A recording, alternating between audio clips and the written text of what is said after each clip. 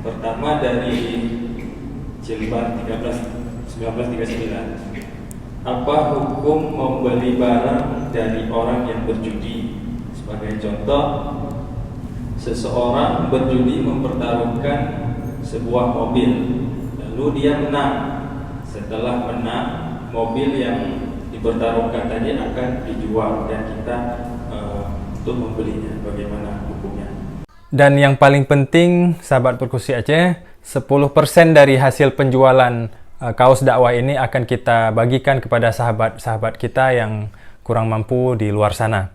Ilmu tanyo benar, amai tanyo benar, kure tanyo benar, ngak selamat dunia akhirat. Baik, terima kasih.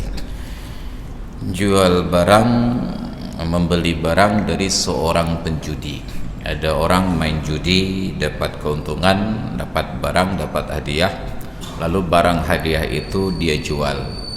Boleh tidak jual beli tersebut? Di dalam Islam, salah satu syarat jual beli selain dari pelaku yang menjual dan membeli orang yang sah akad, karena mutlaqut tasarruf, artinya bukan dalam posisi mahjur alih, bukan dalam keadaan diampu, memenuhi syarat. Disyaratkan pula bahwa barang yang diperjualbelikan tersebut barang yang suci secara ain, bukan najis. Tetapi tidak disyaratkan bahwa barang tersebut didapatkan secara halal. Yang penting barang tersebut milik seseorang dan sah diperjualbelikan, walaupun dia dapatkan dengan cara yang haram. Contoh sederhana, dalam Islam, ketika dulu zaman perbudakan, ada larangan, haram hukumnya menjual orang merdeka.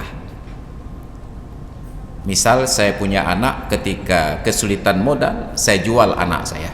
Maka ada dulu namanya budak belian. Dia jual anaknya, dibeli, disebut budak belian. Haram. Tetapi ketika sudah dijual, halal untuk dibeli. Maka dalam sejarah, Zaid bin Harithah itu orang merdeka. Ketika sedang keluar dari rumah dalam sebuah perjalanan, disambut oleh perampok, oleh apa namanya, kalau bahasa sekarang begal, rampok jalanan, penyamun. Lalu dijual sampai akhirnya dibeli oleh Khadijah binti Khuwailid, istri Nabi, dihadiahkan ke Nabi dan oleh Nabi dimerdekakan. Asal usul barangnya haram, tapi barangnya halal. Asal usul cara mendapatkannya haram. Ketika sudah sah menjadi milik seseorang walaupun dengan cara yang haram, diakui itu miliknya, maka dia menjual milik tersebut halal. Ini dari sisi jual beli, dari sisi fiqahnya, bukan dari sisi zuhud dan waraknya. Karena itulah orang yang berbelanja, saya jualan di kios, datang orang berbelanja, misal dia beli gula, dia beli permen, tisu dan lain sebagainya, saya tidak perlu pertanyakan uang dia itu dari mana untuk membeli punya saya. Pertanyaan saya, barang yang saya jual itu sah milik saya atau tidak? Sah. Walaupun yang berbelanja ke saya itu perampok, selama saya tidak tahu persis bahwa harta uang yang dia pakai untuk membeli itu adalah hasil dari merampok. Kalau tahu nanti masuk dalam pidana negara, disebut sebagai penadah dan lain sebagainya. Maka kembali kepada penjudi ini tadi, orang main judi menang, dia dapat hadiah, hadiahnya itu dia jual.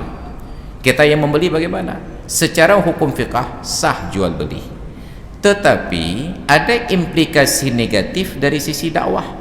Ketika orang menang judi selalu ada orang yang bersedia membeli produknya, maka dia akan terus melanjutkan perbuatannya.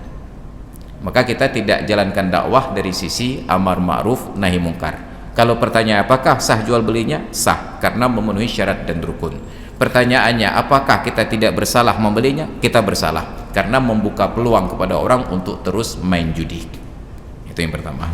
Ilmu tanyo benar, amai tanyo benar, kure tanyo benar, ngak selamat dunia akhirat.